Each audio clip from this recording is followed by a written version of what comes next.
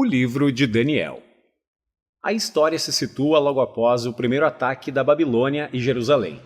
Eles saquearam a cidade e o templo e levaram uma parte do povo ao exílio. Entre eles estava 4 homens da família real de Davi: Daniel, que mais tarde é chamado de Beltesazar, e seus 3 amigos, que você provavelmente conhece pelos nomes babilônicos: Sadraque, Mesaque e Abednego. Esse livro fala sobre a sua luta para manter a esperança na terra dos seus conquistadores. A estrutura do livro parece bem simples a princípio. Os capítulos de 1 a 6 contêm histórias sobre Daniel e seus amigos na Babilônia, enquanto os capítulos 7 a 12 contêm visões de Daniel sobre o futuro. Mas essa configuração se torna ainda mais interessante através do outro aspecto estrutural, que toma como base os idiomas do livro. Ele começa em hebraico, o idioma dos israelitas, mas os capítulos 2 a 7 são escritos em aramaico, um idioma que é o primo do hebraico, falado amplamente entre os impérios antigos. Depois, dos capítulos 8 a 12, ele volta ao hebraico. Essa estrutura mostra como os capítulos 2 e 7 são uma seção conectada, mas também enfatiza a importância dos capítulos 2 e 7 para entender os capítulos posteriores do livro. Vamos nos aproximar. O capítulo 1 apresenta a tensão básica da primeira metade do livro. Daniel e seus amigos são muito sábios e competentes, e são recrutados para servir no palácio real da Babilônia.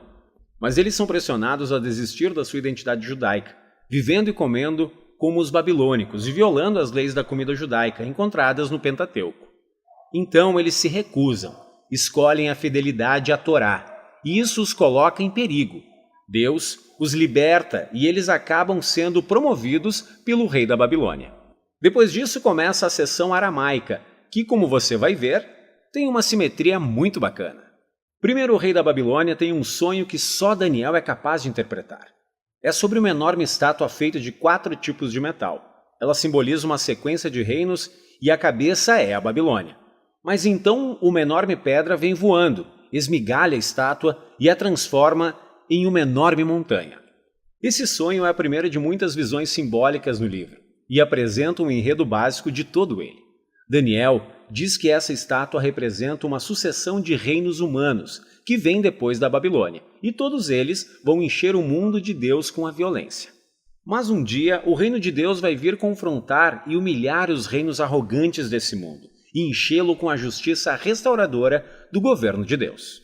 Depois disso, o capítulo 3 conta a famosa história dos 3 amigos de Daniel, que se recusaram a se prostrar e adorar a estátua de um ídolo, que, como a estátua do capítulo 2, representa o rei no seu poder imperial. Os amigos são perseguidos e lançados em uma fornalha em chamas, mas Deus os livra da morte e eles são exaltados pelo rei, que agora reconhece o Deus deles como o verdadeiro Deus. A seguir, temos um par de histórias sobre 2 reis babilônicos, o pai Nabucodonosor e seu filho Belsazar. Os 2 estão cheios de orgulho por causa do seu poder imperial, e como no capítulo 2, Deus os manda avisos através de sonhos e visões que só Daniel pode interpretar. Ele diz que os 2 reis devem se humilhar perante Deus, e os 2 resistem arrogantemente.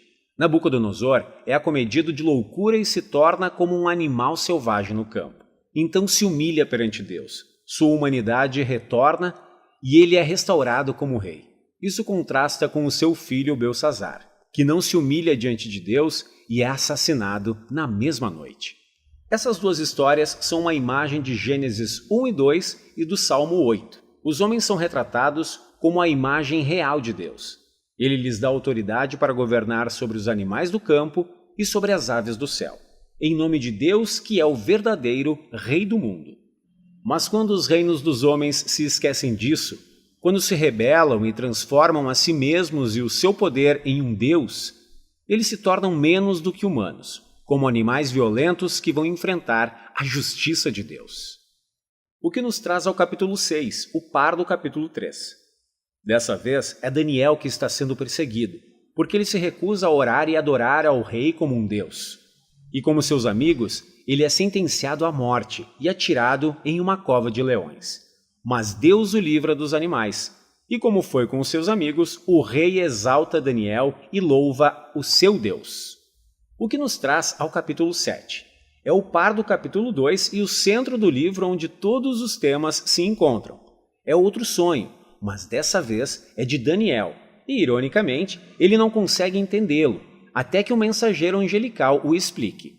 Ele vê uma série de 4 animais, um como um leão, outro como um urso, outro como um leopardo, e cada um deles simboliza um reino arrogante. E o último animal é uma superbesta, identificado como um império muito malvado. Ele tem vários chifres, um símbolo bem comum para os reis do Antigo Testamento. E um dos chifres é a imagem de um rei arrogante que se exalta acima de Deus e persegue o seu povo. Eles são representados por uma figura chamada Filho do Homem, que é uma imagem tanto do povo da aliança de Deus quanto do seu rei da linhagem de Davi. E de repente Deus, chamado de ancião, aparece e senta no seu trono. Ele destrói o animal e exalta o Filho do Homem nas nuvens, onde ele se assenta à direita de Deus e governa ao seu lado sobre todas as nações. Agora, nós podemos olhar para trás e ver como todas essas histórias na primeira metade do livro se encaixam. As 3 histórias de fidelidade, apesar da perseguição, devem oferecer esperança ao povo sofredor de Deus entre as nações. Eles sofrem porque os reinos dos homens se rebelaram contra Deus e se tornaram como animais selvagens. Então essas visões encorajam a paciência. O povo de Deus deve esperar que ele traga o seu reino e governo sobre o nosso mundo e vingue o seu povo sofredor. Mas o livro levanta uma questão sobre quando Deus vai fazer isso. E é isso que essas 3 últimas visões exploram. No capítulo 8, Daniel tem outra visão sobre os 2 últimos animais do capítulo 7. Mas dessa vez, eles são representados por um carneiro, que é a imagem dos impérios da Média e da Pérsia, e depois por um bode, que é uma imagem da Grécia Antiga. E do bode surgem vários chifres, um dos quais simboliza o rei malvado do capítulo 7. E nós descobrimos mais sobre ele, que ele vai atacar Jerusalém, exaltar-se acima de Deus e corromper o templo com ídolos. Entretanto, no final, ele vai ser destruído por Deus, que vai exaltar o seu povo e o seu reino. No capítulo 9, Daniel fica bem confuso, especialmente sobre quando tudo isso vai acontecer. E ele consulta o rolo do profeta Jeremias, onde Deus diz que o exílio do povo de Israel só vai durar 70 anos. E para Daniel, os 70 anos estão quase acabando. Então ele pede a Deus que cumpra a sua promessa logo. Mas um anjo vem e informa Daniel que o pecado e a rebelião de Israel continuam. Então seu tempo de exílio e opressão vai ser 7 vezes mais longo do que Jeremias previu. Daniel está profundamente perturbado e por isso tem uma visão final. Ele vê a mesma sequência de reinos, Pérsia, Grécia, Alexandre o Grande, seguido por reis menores, tudo isso levando até esse último rei do norte que vai invadir Jerusalém, estabelecer ídolos no templo e exaltar a si mesmo acima de Deus. Mas então, de repente, esse rei chega à ruína. Agora, há debates intermináveis sobre o que essas visões se referem. Muitos veem uma conexão clara à bravura do rei sírio Antíoco no ano 160 a.C. Ele matou muitos judeus fiéis em Jerusalém e estabeleceu ídolos no templo. Outros acham que isso aponta mais adiante, para o governo do Império Romano, com a execução de Jesus e a destruição de Jerusalém, e do templo em 70 d.C. E outros ainda acham que isso vai ser cumprido em eventos futuros, que vão acontecer quando Jesus retornar. O problema é que os símbolos e os números não batem perfeitamente com nenhum desses pontos de vista, mas eles abrem a possibilidade de que, em algum sentido, todos eles estão certos. O livro de Daniel foi estruturado para oferecer esperança a todas as gerações futuras do povo de Deus. Ele fez isso nos dias do império de Antíoco, e ele tem feito isso desde então. É por isso que Jesus pode usar a imagem de Daniel para descrever e confrontar os líderes opressores que ele confrontou em Jerusalém.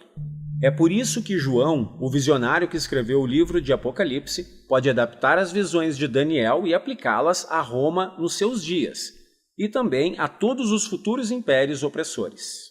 Então, o ponto de vista de Daniel é de que todas as gerações de leitores podem encontrar aqui um padrão e uma promessa. É um padrão de que os homens e seus reinos se tornam animais violentos quando glorificam seu próprio poder, quando redefinem certo e errado e quando não conhecem a Deus como seu verdadeiro rei.